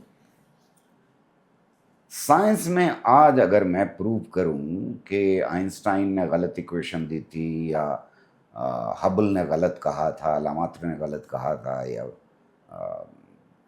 कोई भी बड़ा साइंटिस्ट को मैं गलत प्रूव करूं, तो क्या होगा? मुझे इनाम दिया जाएगा, वहां जात बाहर किया जाएगा अगर गलत प्रूव कर दिया तो। जितने बड़े साइंटिस्ट को मैं गलत साबित करूंगा, उतना बड़ा इनाम मिलेगा, उतना बड़ा जश्न मनाया जाएगा। यानी मुझे शायद कल को नोबेल प्राइज मिल जाए अगर मैं E=mc² को गलत साबित कर दूं। तो हम नई नस्लों से साइंस में ये उम्मीद करते हैं कि वो पुरानों को गलत साबित करेंगी, या जो कुछ उन्होंने साबित किया उसका नया तरीका निकालेंगे, उसी चीज को साबित करेंगे। इसी तरह से साइंस आगे बढ़ती है। यानी किताब में कोई ऑथेंटिसिटी नहीं है, गलत साबित करना यहां जरूरी है। यहां पर भावनाएं नहीं भड़कती, वहां भावनाएं भड़कती। ये कुछ स्टार्क डिफरेंसेस हैं साइंस के अंदर और धर्म के अंदर। और इसीलिए साइंस में आपने कभी नहीं सुना होगा कि साइंटिस्ट के एक ग्रुप ने जाके दूसरे ग्रुप के घर जला दिए हों। ऐसा कभी नहीं सुना होगा कि भाई न्यूटन के मानने वालों ने आइंस्टाइन के मानने वालों को पीटा, कहीं पे ऐसा नहीं होता साइंस में। धर्म में हमेशा होता है कि यहाँ इन्होंने मार दिया, वहाँ उन्होंने मार दिया। धर्म के नाम पे ऊपर जितना कत्ल और खून हुआ है उतना और किसी नाम पे अभी तक तो नहीं हुआ है। इसीलिए धर्म के अंदर साइंस मत तलाश कीजिए और साइंस के अंदर धर्म मत तलाश कीजिए। दोनों अलग हैं, दोनों के तरीके अलग हैं। आप दोनों में से कोई रास्ता भी इख्तियार करें, सोच समझ के करें। ये समझ लें कि क्या फर्क है दोनों के बीच में। रैशनैलिटी, साइंटिफिक रैशनैलिटी की बात कर रहा हूं वो, और रिलीजियस रैशनैलिटी, ये दोनों अलग अलग है। यहां हम क्यों से सवाल शुरू कर रहे हैं, यहां हम कैसे से सवाल शुरू कर रहे हैं। इन दोनों में रास्ते मिलते नहीं, अलग अलग रास्ते। और जिस तरीके से आपने समझाया, ये हमें हमारा अप्रोच भी दिखाता है कि अगर साइंस की ज़रूरत हमें पड़ती है तो हम रीसेंट स्टडीज़ के पास जाते हैं, रीसेंट डेवलपमेंट्स के पास जाते हैं। मतलब विद टाइम साइंस एडवांसमेंट की तरफ बढ़ रही है। लेकिन वहीं जब हम रिलीजन की बात करते हैं तो हम ओल्डेस्ट फैक्ट्स, फिगर्स, स्कल्पचर्स, क्या लिखा है, कहाँ है, क्या है, हम उस तरफ जाते हैं। मतलब विद टाइम अडल्टरेट हो रही है, लोग उसमें मिलावट कर रहे हैं, अपने हिसाब से उसको बदल रहे हैं। नहीं, नए फैक्ट्स, नई जानकारी, हाँ। नए सोच के ढांचों को जन्म देती है साइंस। एडल्ट्रेशन नहीं है। देखिए, कल तक चुंबक कैसे काम करता है इसके बारे में इंसान की समझ ये थी कि भगवान की वजह से करता है, इसमें भगवान की ताकत है। साइंस ने उसको एक्सप्लेन कर दिया कि इलेक्ट्रोमैग्नेटिज्म क्या होता है। तो फिर वो बाहर निकल गया धर्म की बाउंड्री से। कल तक 7 आसमान हुआ करते थे, हर धर्म में थे, आज वो बाहर निकल गए। अब 7 आसमान की कोई बात नहीं करता। हर एक धर्म के अंदर, और धर्म के जितने भी आप चेक कर लें इस क्लेम को मेरे टेक्स्ट के अंदर जाकर के, कि सारे धर्मों के अंदर जमीन फ्लैट थी। यानी हमारे यहां जो कॉस्मोलॉजी थी वो ये थी कि मेरू पर्वत है, मेरू पर्वत के चारों तरफ पानी है, पानी के बाद खुश्की है जहां हम रहते हैं, फिर उसके बाद पानी है, और इस तरह से 7 समंदर हैं। अब नहीं होती बात उसकी, तो वो धर्म की बाउंड्री के अंदर कहीं दब गया। धार्मिक लोग भी उसके बारे में अब बात नहीं करेंगे, क्योंकि ये साइंस की बाउंड्री में आ गई नॉलेज कि अब जमीन है, गोल है, वो किसी पे टिकी हुई नहीं है। शेषनाग का फन कुछ नहीं होता वहां, कहीं नीचे शेषनाग नहीं, बल्कि नीचे ऊपर है ही नहीं, क्योंकि गोल है जमीन। तो जैसे जैसे साइंस की बाउंड्री बढ़ती जा रही है, वैसे वैसे धर्म की बाउंड्री सिमटती जा रही। तो अगर किसी दिन आगे आने वाले समय में साइंस इतना आगे बढ़ जाए कि वो लाइफ कैसे क्रिएट करते हैं इस चीज़ को पता कर ले, कि आप नेचर कैसे क्रिएट कर सकते हो, ये तो मालूम हो गया है। तो हम लाइफ क्रिएट नहीं कर पाए हैं अभी, हाँ, पर कर सकते हैं।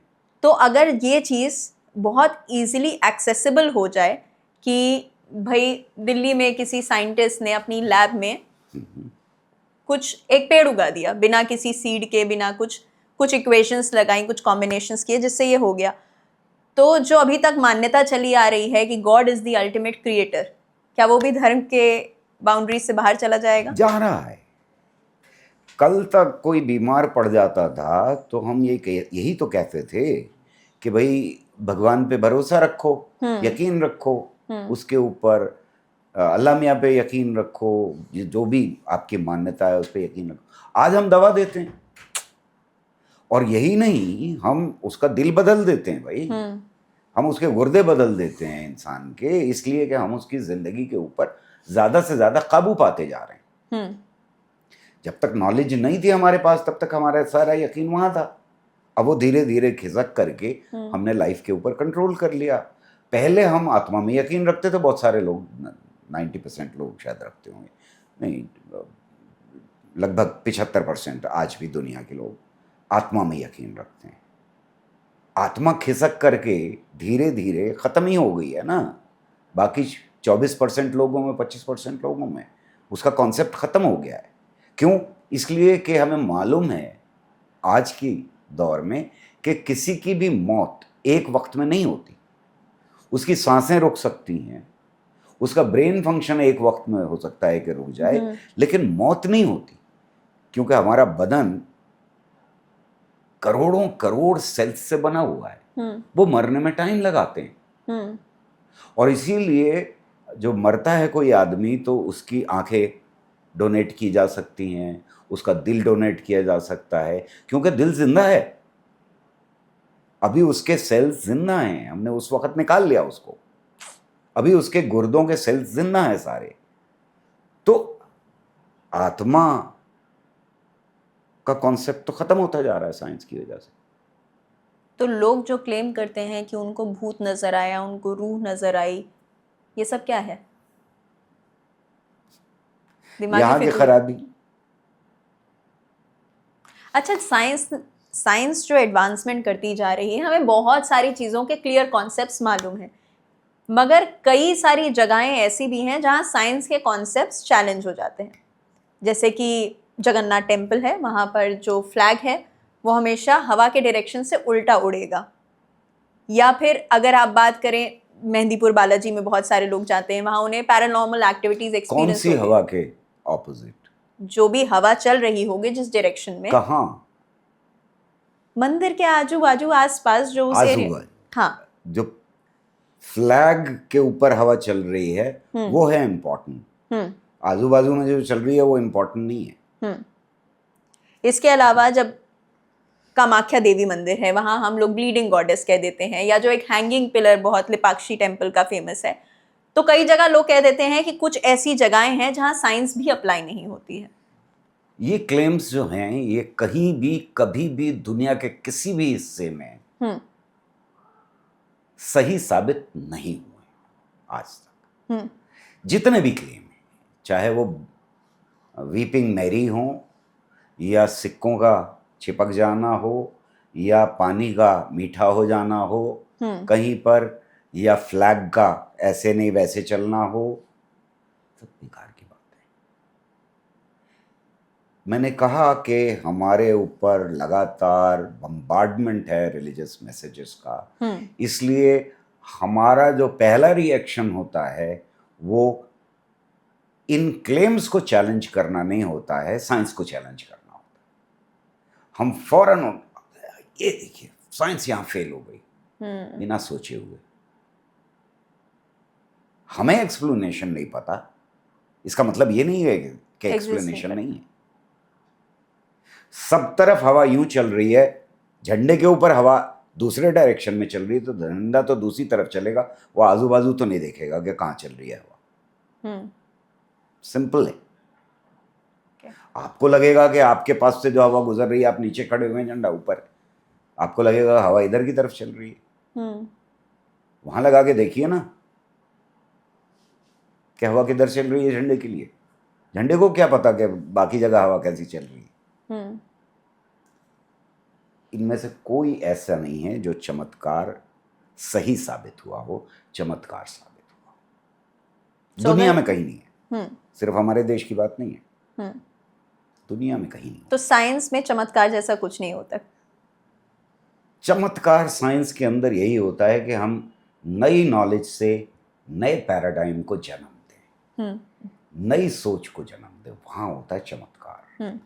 चमत्कार ये है कि एक छोटी सी इक्वेशन G = m1 × m2/r² पूरे ब्रह्मांड में क्या हो रहा है एक्सप्लेन करने की कोशिश कर रही। ये है चमत्कार साइंस का, ये है खूबसूरती साइंस की।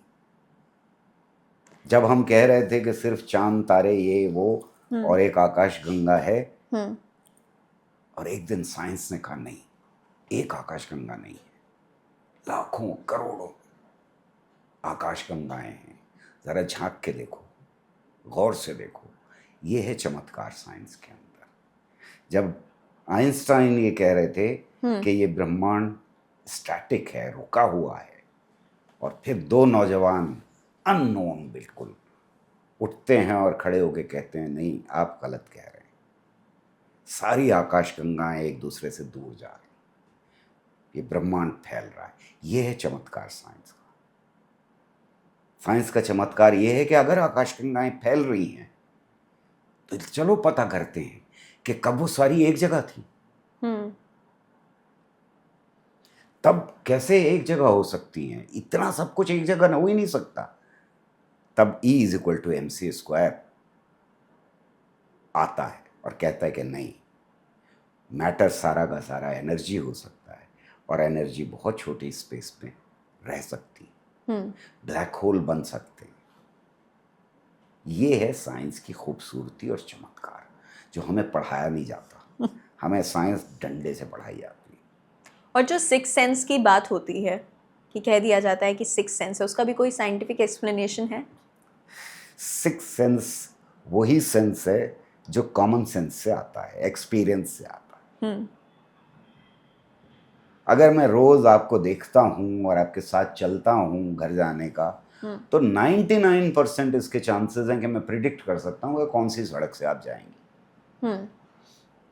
अगर आप आदतन आते ही ऑफिस में चाय पीती हैं रोज, और मैंने देखा और सुना कि आ गई हैं, तो ये 6th सेंथ मेरा बता देगा कि आप कॉफी पी रही होंगी। तो 6th सेंथ इससे ज्यादा कुछ नहीं। प्रिडिक्टेबिलिटी, एक्सपीरियंस और थोड़े से कॉमन सेंस का नाम, हम प्रिडिक्ट कर सकते हैं। अच्छा, धीरे धीरे करके कुछ कुछ कॉन्सेप्ट्स पिछले कुछ समय में बहुत ज़्यादा फेमस होते चले गए। जैसे कहा गया मैनिफेस्टेशन, आप चाहोगे तो हो जाएगा, सच्ची दिल से चाहो, पूरी शिद्दत से चाहो। तो ऐसा कुछ होता है कि लोग कहते हैं, आज की बात थोड़ी लोग कहते हैं you give out those vibrations to the universe and the universe starts acting like that. ये क्या बकवास है? वाइब्रेशंस क्या होते हैं? और यूनिवर्स को आपकी क्या चिंता पड़ी है? यूनिवर्स को तो कोई लेना देना नहीं है आपसे। ये जो एंजल नंबर 1111, ये सारी चीजें हैं, ये सब सिर्फ अंधविश्वास है। और इसीलिए मैं कह रहा हूं कि ये बहुत खतरनाक बात है। इन अंधविश्वासों में जो लोग पढ़ते हैं, जो वल्नरेबिलिटी की वजह से आए हैं हमारे समाजों के अंदर, या पैदा हुए हैं या पैदा किए गए, उनका एक मार्केट तैयार हो जाता है। और फिर चतुर लोग, एज चारवाक सेज, कि ये चतुर लोगों के बनाई हुई चीजें हैं भोले लोगों को बेवकूफ बनाने और ठगने के लिए। जो आप वल्नरेबल होइए, कोई ना कोई फायदा उठाएगा समाज में। आप होने को तैयार तो होइए। आप ये मानिए तो कि मैं बाबा हूं। आप ये मानिए कि मेरे पास अननेचुरल पावर्स हैं, मैं ठीक कर सकता हूँ सर पे हाथ रख करके, दुआ फूक करके, पुड़िया दे करके। आप मानने को तैयार हुई है, मैं पैदा हो जाऊंगा समाज के अंदर। ये हो रहा है। तो ये सब जो बेकार की बातें हैं, मैं एज फिजिक्स का थोड़ी बहुत जानकारी जो है मेरे पास, उसमें बड़ा परेशान हो जाता हूँ जब कहते हैं कि पॉजिटिव एनर्जी होनी चाहिए। अरे बेवकूफ, एनर्जी का कॉन्सेप्ट अभी 200 साल 250 साल से ज्यादा पुराना नहीं कि एनर्जी क्या होती। और ये शब्द का इस्तेमाल करने का मतलब यह है कि आप अंधविश्वास को नए रैपर में परोसने की कोशिश कर रहे हैं। एनर्जी स्केलर क्वांटिटी है, इसमें पॉजिटिव नेगेटिव नहीं होता। या ऑर्गेनाइज्ड होती है या अनऑर्गेनाइज्ड होती है। ये एनर्जी मैटर के अंदर ज्यादा ऑर्गेनाइज्ड है एनर्जी, और फॉर्म्स में ज्यादा अनऑर्गेनाइज्ड। तो ये क्या बेकार की बात है कि एनर्जी शब्द उठा लिया साइंस से और उसमें पॉजिटिव और नेगेटिव लगा दिया, क्योंकि तुम्हें मालूम ही नहीं है कि स्केलर और वेक्टर क्वांटिटीज क्या होती। फिर उसके बाद आप प्रवचन देंगे बैठ करके पॉजिटिव एनर्जी कॉस्मोस से लेनी चाहिए। अरे यूनिवर्स का ही अंदाजा नहीं था कितना बड़ा है तुम्हें कल तक। जुपिटर को क्या पड़ी है तुम्हारी जिंदगी में दखल देने की भाई? वो वहां चक्कर लगाया जा रहा है बेचारा, अपना काम कर रहा है। आप कह रहे हैं नहीं नहीं, शनि का आपके ऊपर प्रकोप है। तो इस हिसाब से जो पूरा हॉरोस्कोप बनता है, हर न्यूज़पेपर में छपता है, हर वेबसाइट में आता है, और अभी तो नया साल आ रहा है। मार्केट है इसलिए हो रहा है। दुनिया में कहीं ऐसे एडवर्टिजमेंट्स नहीं दिए जाते हैं कि हमें एक ब्राह्मण लड़की चाहिए, सुशील सुंदर वगैरह वगैरह। हमारे यहाँ मार्केट है उसका। तो मतलब अगर हम लोग हॉरोस्कोप पढ़ रहे हैं रोज न्यूज़पेपर उठाकर, और अभी से लोगों ने बहुत सारे अपने सेशंस बुक करा लिए होंगे कि भाई आने वाला साल हमारे लिए कैसा होगा। So according to you and according to science ये सब बकवास है। जुपिटर को बिल्कुल अनकंटामिनेटेड बकवास। और ये बहुत सारे लोग क्लेम करते हैं और करते रहे हैं और शायद आगे भी करते रहेंगे कि ये हॉरोस्कोप हमारे यहाँ पैदा हुए। ऐसा नहीं है। मेसोपोटामिया में 12 हिस्सों में जब हमने साल को डिवाइड किया तो ये उसके साथ पैदा हो गए थे। दुनिया के हर हिस्से में वो शक्लें अलग अलग हैं, लेकिन 12 ही। तो ये भी अजीब बात है कि वो सब जगह 12 ही क्यों है। बहरहाल हैं 12। जो लंबी स्टडीज दुनिया में की गई हैं और बहुत लंबे अरसे के लिए की गई हैं, क्या हॉरोस्कोप का कोई रिलेशनशिप हमारी ज़िंदगी से है या नहीं है, उन सब ने यही कंक्लूजन हमको दिया है कि ये अनकंटामिनेटेड बकवास है। तो भाई जो भी अपना ये सब बुकिंग करा रहे हैं कोई मतलब नहीं है इसका, कोई मतलब नहीं। और ये जो टैरो कार्ड आने लगा है, या कोई मतलब नहीं है। टैरो कार्ड पुराने अंधविश्वास को नए तरीके से आपको परोसना है और कुछ भी। आजकल एक और चीज़ आई है कि लोग सिग्नेचर चेक करवाते हैं अपना, कि हम कैसे साइन करते हैं, इससे पता चल जाएगा हम सक्सेसफुल होंगे या नहीं होंगे, हमारी लाइफ में कब प्रॉब्लम आएगी। सक्सेसफुल 2 वजहों से हो सकते हैं। समाज आपको सक्सेसफुल बनाने के लिए अपॉर्चुनिटीज कितनी देने को तैयार है। दूसरा ये कि आप कितनी मेहनत कर रहे हैं उसकी। अगर इस देश के अंदर आईएएस ऑफिसर्स के लिए 400 पोजीशंस हैं, तो अगर 1 लाख बच्चे बैठ रहे हैं एग्जाम में, तो 400 ही सिलेक्ट होंगे। बाकी के 99,000 वगैरह वगैरह, यानी 1 लाख माइनस 400 को गिर ही जाना है, अनसक्सेसफुल ही होना है। उनका हॉरोस्कोप कुछ भी बता रहा हो, बाकी के बच्चों को का सिलेक्शन नहीं होगा। यानी समाज अपॉर्चुनिटी ही 400 को दे रहा है। तो 400 में से लोग अगर कोई हॉरोस्कोप पढ़ता होगा और उसके में लिखा होगा you will get to hear some good news today, तो उसको लगेगा कि हाँ भाई सच है। सिर्फ इतना ही होगा, सिर्फ इतना ही होगा। और ये रोज का वो लोग देख सकते हैं अपना तजुर्बा कि 10 बाबाओं के पास गए आप, सबने अलग अलग बातें बताई। जिसकी बात सच निकल गई वो याद रहेगी, जिसकी नहीं निकली उसको आप भूल जाएंगे। और वो कहेंगे वही बाबा ऑथेंटिक है, क्योंकि 10 बातों में से 1 बात तो सच निकलने की प्रोबेबिलिटी बढ़ जाएगी। तो खेल सारा प्रोबेबिलिटीज का है। यानी समाज आपको क्या ऑफर कर रहा है, अगर आप समाज को बदलने में कोशिश करें बजाय बाबाओं के पास जाने के, तो इसके चांसेस ज्यादा हैं कि आप जिंदगी में सक्सेसफुल हो। अच्छा, टाइम ट्रैवल का क्या कॉन्सेप्ट है? क्या अभी तक साइंस इस चीज़ को डिस्कवर कर पाया है? क्या हम पास्ट में जा सकते हैं? टाइम ट्रैवल में ये बात बड़ी क्लियर है साइंटिफिकली कि हम पास्ट में नहीं जा सकते, लेकिन हम टाइम को धीमा कर सकते हैं। यानी 1 घंटा जमीन के ऊपर और 1 घंटा हम जमीन के कंपैरिजन में बहुत ज्यादा स्पीड के ऊपर चलें, तो टाइम स्लो हो जाएगा, वहां 1 घंटा कम हो जाएगा। तो ये जो पास्ट लाइफ रिग्रेशन होता है, पास्ट लाइफ कुछ नहीं हो सकती। यानी इवेंट हो गया तो वो वापस हम नहीं जा सकते। तो जो लोग क्लेम करते हैं कि वो पास्ट लाइफ रिग्रेशन करते हैं, पर सेशन आपसे पैसे लेते हैं, आपको एक सबकॉन्शियस स्टेट ऑफ माइंड में डालते हैं और कहते हैं कि अब तुम इमेजिन करो तुम कहाँ हो, और कुछ लोग बता रहे हैं कि मैं किसी और देश में हूँ, मेरे कोई और बच्चे हैं, या मैं महाभारत के समय पर चला गया हूँ और मैं महाभारत का युद्ध होते हुए अपने सामने देख रहा हूँ, वो सब क्या है? जिन जगहों पे ये बिलीफ नहीं है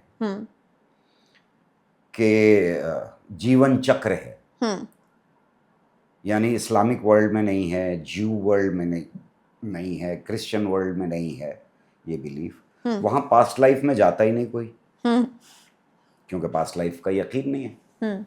हमारे यहाँ ये यकीन है कि पास्ट लाइफ होती है कुछ। यानी मतलब कैसे कोई कॉकरोच पैदा हो सकता है? आपने बहुत बुरे काम किए तो फिर ये भी तो होगा ना कि आप कॉकरोच पैदा हुए थे। तो एज कॉकरोच किसी को सुना है कभी कि पास्ट लाइफ में गया हो? पास्ट लाइफ में भी इंसान ही पैदा हो रहे हैं सारे के सारे। क्यों? हमारे स्क्रिप्चर्स ये कह सकते हैं कि आप कभी कुत्ता पैदा होंगे, कभी बिल्ली पैदा होंगे, कभी कॉकरोच पैदा होंगे, कभी चूंटी पैदा होंगे। तो कोई एज चूंटी क्यों नहीं सुनाता अपनी कहानी? हमेशा इंसान ही क्यों सुनाता है? ज़्यादा से ज़्यादा मतलब वो महाभारत काल में ही क्यों जाता है? कभी तो ऐसा हो कि वो उस काल में भी जाए जिस काल में इंसान था ही नहीं। डायनासोर हो। डायनासोर क्यों नहीं बनता? और तब तो फिर हमें एवोल्यूशन की कहानी भी पता चल जाती। एग्जैक्टली कि भाई मैं कोई पेड़ का पत्ता हुआ करता था, लिविंग तो वो भी है। एग्जैक्टली तो मैंने देखा था, ये हाँ, मैं हुआ तुलसी था। का पेड़ था। ऐसा तो नहीं होता कि मैं तुलसी का पेड़ था, लोग मेरी पूजा करते थे। शायद हमने आइडिया दे दिया है कुछ लोग ये भी शुरू कर दें। अच्छा, उसी के साथ जो कहानी होती है पुनर्जन्म की, क्या साइंस बैक्ड है ये? मगर हम लोगों ने तो बहुत सारे ऐसे रियल लाइफ एग्जाम्पल्स भी देखे हैं जिन लोगों को अपना पिछला जन्म याद आ गया और उन्होंने आके बताया, मैं पिछले जन्म में यहाँ रहता था, उन फैमिली से जाकर मुलाकात की, बताया कि ये मेरी बीवी थी, ये मेरे बच्चे थे, मैं यहाँ रहता था। तो वो सब क्या होता है? या तो झूठ है, हाँ, और या फिर इमेजिनेशन। बट जो रियल में प्रूफ हो जा रहा है, कोई प्रूफ नहीं हुआ आज तक, कोई प्रूफ नहीं हुआ। ये सारी कहानियां। There is this story of a man जो आगरा में पैदा हुआ और फिर उसके बाद उसको जब मारा गया था तो उसके यहाँ गोली लगी थी, और उसके बाद जब वो पैदा हुआ बच्चा, उसके यहाँ बर्थ मार्क है, और उसने पूरी स्टोरी बताई है कि मैं कहाँ पैदा हुआ था, मेरी बीवी कौन थी, मेरे बच्चे कौन थे, मेरी दुकान का नाम क्या था। और जब उस बच्चे को उस दुकान में ले जाया गया, ये बीबीसी की डॉक्यूमेंट्री है, तो उस बच्चे ने ये तक बताया कि अरे तुमने ये दुकान में बदलवा दिया, पहले तो ये ऐसा नहीं होता था। तो वो सारी चीजें क्या है? ये एक झूठ कहानी है। इसमें एक रत्ती भर भी सच नहीं है। नंबर एक। नंबर दो कि ऐसी कहानियां दुनिया में बहुत सारी हैं। कोई एक कहानी नहीं है ये जिसमें वो एक आए थे कि मैं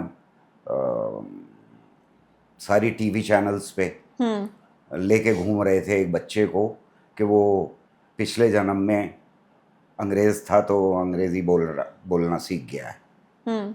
वो क्या बोलता था, उसमें अंग्रेजी के शब्द ही नहीं होते थे, बस एक एक्सेंट में वो उसको सिखा करके पढ़ा करके लेकर के आए थे, और इस चैनल से उस चैनल, उस चैनल से उस चैनल पे घूम रहे थे। उसको जब मैंने डिबंक किया कि ये क्या बकवास लगा रखी है, तो उसके बाद मेरे ऊपर काफ़ी अटैक हुआ। इन कहानियों में, इस तरह की चीज़ों में एक मार्केट है, और उस मार्केट को केटर करने वाले लोग मौजूद हैं। उस मार्केट के लिए ये कहानियां तैयार होती हैं। आपका अगर दिमाग डैमेज हो गया है और ऐसी बाबा याका की कहानियों में आप यकीन रखते हैं, तो भाई गुड लक, मैं और क्या कहूँ। एज अ साइंटिस्ट मुझे मालूम है कि इनमें कोई सच नहीं है। ये ज़्यादातर कुक्ड अप कहानियाँ हैं जो सर्कुलेट होती रहती हैं। एंड इज़ नज़र फॉर रियल? अभी बीच में बहुत इंटरनेट पर आया था, और बहुत सारे लोग ऐसे वीडियोस भी बनाते हैं कि भाई अभी हम लोग सेलिब्रेट कर रहे थे, वेकेशन पर गए थे, हमने अपनी बड़ी सारी फ़ोटोज़ डाली, देखो आते के साथ ही हमारा एक्सीडेंट हो गया।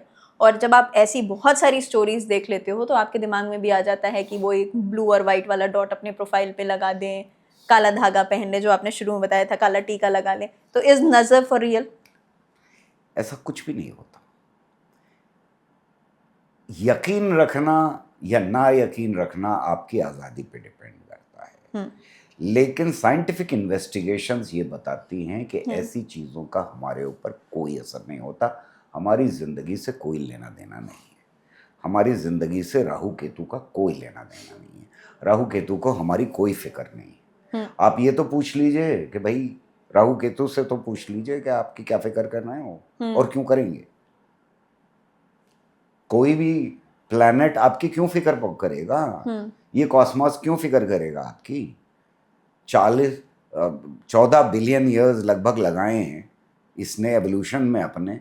आप हैं क्या चीज़, आपकी औकात क्या है। एक जर्रे से भी छोटी ज़मीन पर आप एग्जिस्ट करते हैं, उसमें इतना बड़ा कॉस्मॉस आपके चिंता कर रहा है। किसी को चिंता नहीं है। अच्छा, before I end this I want to know from you, आपकी डेफिनेशन क्या है नास्तिक और आस्तिक की?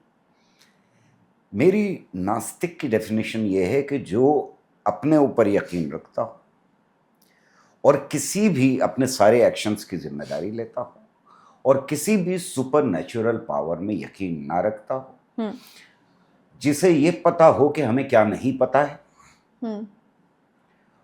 और जो पता करने की कोशिश करे कि किन लॉज से ये पूरा यूनिवर्स चल रहा है, जिसे ये मालूम हो कि साइंस और साइंटिफिक नॉलेज अगर कुछ सवालों के जवाब आज नहीं दे पाई है तो कल ज़रूर आगे आने वाली नस्लें देगी, और फिर नए सवाल पैदा होंगे जिनके और नस्लें जवाब देंगी। आस्तिक का मतलब वो है जो किसी न किसी हमेशा के सच में यकीन रखता हो, जिस सच में बदलाव ना किया जा सकता हो, और वो सच उस तक किसी सुपरनैचुरल पावर से पहुंचा हो, किसी कहानी से पहुंचा हो, किसी किताब से पहुंचा हो, किसी एक बाबा से पहुंचा हो, वो आस्तिक है। इसी के साथ, क्योंकि आपने you are also a film maker और आपने डॉक्यूमेंट्रीज बनाई हैं, उसमें भगत सिंह जी के ऊपर भी थी, एंड एक बुक है जहाँ YMIN एथिस्ट, और उसमें एक जगह लिखा गया है कि ट्रू भगत सिंह टेस्ट, की लिखी हुई किताब है। ट्रू टेस्ट होता है किसी के नास्तिक होने का कि जब वो बहुत वल्नरेबल हो और तब वो ना टूटे। क्योंकि जब आप बहुत परेशान होते हो, आप नॉर्मली आपकी लाइफ में सब कुछ ठीक चल रहा होता है, तो आप कह देते हो हाँ हाँ भगवान कुछ नहीं होता, मैं मेहनत कर रहा हूँ तो मुझे मिल रहा है। लेकिन जहाँ डाउनफॉल शुरू होता है तो आप मंदिर, मस्जिद, कुरान, सब चीज़ें कर लोगे, धूप बत्ती सब कुछ शुरू हो जाएगा, और हाथ जोड़ के बैठ जाओगे कि बस भगवान ये डील मिल जाए, बस ये हो जाए। सो वो जो चीज़ कही गई है, how much do you believe that? मैं बहुत खुश हूं कि मेरे फादर नास्तिक थे, और हमें बचपन में ये कहा जाता था थोड़ा बूढ़े हो जाएंगे तब देखेंगे इनको। सारे नास्तिक जो हैं वो आस्तिक हो जाते हैं। जैसे जैसे मौत करीब आती है वैसे वैसे भगवान याद आने लगता है, खुदा याद आने लगता है, अल्लाह याद। वो आखिरी सांस तक नास्तिक थे, और मैं भी आखिरी सांस तक नास्तिक रहने जा रहा हूं। अगर हम अपने एक्शंस की जिम्मेदारी लेने को तैयार हैं, हर एक्शन की, तब फिर हमको कोई ज़रूरत नहीं। तो बहुत सारे ऐसे भी लोग हैं जो वल्नरेबल होने के बावजूद, ऐसा नहीं है कि मेरी ज़िंदगी में वल्नरेबिलिटी नहीं रही, बहुत सारे ऐसे मकाम आते हैं जब आप बहुत वल्नरेबल महसूस करते हैं, जब आपको रास्ता नहीं दिखाई दे रहा होता है, धुंध होती है आंखों के सामने, आप परेशान होते हैं, लेकिन तब भी अगर आप अपने ऊपर यकीन रखते हैं, इस समाज को समझते हैं, तो फिर आपको किसी सुपरनैचुरल पावर की ज़रूरत नहीं होती है। बचपन में मैं कब नास्तिक बना, इसके ऊपर बहुत सवाल किए गए, और उनका जवाब बड़ा सिंपल सा है कि जब मैं बड़ा हो रहा था, तो जैसे आजकल पैलेस्टाइन के ऊपर कारपेट बॉम्बिंग की जा रही है, घर तोड़े जा रहे हैं, 20,000 से ज़्यादा बच्चों को मार दिया गया, 20,000 से ज़्यादा औरतों को मार दिया गया वहाँ पर, जिनका कोई कसूर नहीं था। वैसे ही उस वक्त वियतनाम वॉर चल रही थी, और बड़ी भयानक फोटोग्राफ्स वहाँ से आती थी। तो मैं जब बड़ा हो रहा था तो मेरे जहन में ये सवाल था कि अगर कोई सुपरनैचुरल पावर है, और जो जुल्म औरतों और बच्चों के ऊपर हो रहा है, जिन्होंने अभी अपनी ज़िंदगी जी भी नहीं है पूरी तरह शायद, उस जुल्म को अगर वो नहीं रोक सकता तो मुझे उसकी कोई ज़रूरत नहीं। और अगर वो रोक सकता है, उसके अंदर ताकत है इतनी कि वो रोक सके, और नहीं रोक रहा है, तो मैं उसकी पूजा नहीं कर सकता, मैं उससे नफरत ही कर सकता हूँ। ये मेरे लिए फैसला था, और उस फैसले पे मैं कायम हूँ। ईजी रहा आपके लिए नास्तिक रहना क्योंकि आपके पिताजी भी नास्तिक थे? डेफिनेटली, इसलिए कि वो जो आम बच्चे के साथ मैंने बताया, हमारे साथ मेरी मदर प्रैक्टिसिंग मुस्लिम थी, उसके बावजूद भी उन्होंने कभी ये नहीं किया जो एक आम बच्चे के साथ होता है हमारे समाज में। हमें आज़ादी थी सोचने की, समझने की, सवाल उठाने की, और हमसे ये नहीं कहा जाता था कि चुप रहो, बहुत बकवास करने लगे हो, बहुत सवाल पूछने लगे हो, ऐसे सवाल ज़्यादा पढ़ लिख कर दिमाग खराब हो जाता है। क्योंकि क्योंकि जब आप अपने घर में ऐसा कुछ देख रहे होते हो तो समझना ईजी हो जाता है और डिसीजन लेना भी ईजी हो जाता है, क्योंकि सबसे पहली जवाबदेही तो आपके लिए अपनों की ही होती है कि उनको समझाइए कि क्यों आप ऐसा करना चाहते हैं। बिल्कुल सही कह रहे हैं। ये अपॉर्चुनिटी हमें मिली कि हम अपना रास्ता खुद चुनें। ये अपॉर्चुनिटी ज़्यादातर बच्चों को नहीं मिलती। जैसे ही वो बड़े होते हैं उनसे कह दिया जाता है कि शादी भी हमारी मर्ज़ी से करोगे तुम, ज़िंदगी भी हमारी मर्ज़ी से गुजारोगे, नौकरी भी हमारी मर्ज़ी से करोगे, हमारे साथ ये नहीं होगा। हम बच्चों को इसलिए बड़ा करते हैं कि वो अपने फ़ैसले खुद अच्छे ले सकें, लेकिन जैसे ही वो फ़ैसला लेना शुरू करते हैं हम कहते हैं नहीं, ये बाउंड्री यहाँ हमारी मर्ज़ी चलेगी। बिल्कुल ठीक बात। आप कुछ ऑडियंस से कहना चाहेंगे अपनी बुक्स के बारे में? ये किताब जिस तरह से रिसीव की गई है, हिंदी में, अंग्रेज़ी में, मराठी में, गुजराती में कितनी आ लैंग्वेजेस चुकी में है, और अभी कन्नड़ा में, मलयालम में, पंजाबी और उर्दू में साइन हो गए हैं, आनी है। तो इतनी लैंग्वेजेस में आ चुकी है, और जिस तरह से रिसीव की जा रही है, जिस तरह से ख़ास तौर से नौजवान इसे रिसीव कर रहे हैं, वो मेरे लिए बड़ी उम्मीद जगाता है कि मीडिया के बावजूद जो अंधविश्वास फैलाने में लगा हुआ है, जान तोड़ मेहनत कर रहा है, उसके बावजूद इस देश का नौजवान जाग रहा है, और अगली नस्लों से मुझे बड़ी उम्मीद है।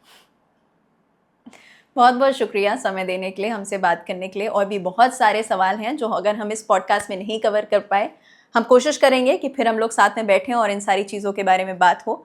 सर की बुक का नाम है फ्रॉम मिथ्स टू साइंस। जैसे कि उन्होंने बताया, बहुत सारी लैंग्वेजेस में आ चुकी है। ये आपको बताएगी कि यूनिवर्स कैसे बना, सिर्फ अंधविश्वास नहीं, उसके पीछे की साइंस, जिस चीज़ को आप बिलीव करते हुए चल रहे हो उसके साइंटिफिक कॉन्सेप्ट्स क्या हैं, उसकी साइंटिफिक बैकिंग क्या है, वो सब कुछ आपके समझ में आ जाएगी। अगर आपके कुछ सवाल हो वो आप कमेंट्स में लिखकर जा सकते हैं। हम अगली बार जब भी सर के साथ बैठेंगे तो उन सारे क्वेश्चंस पर बात होगी।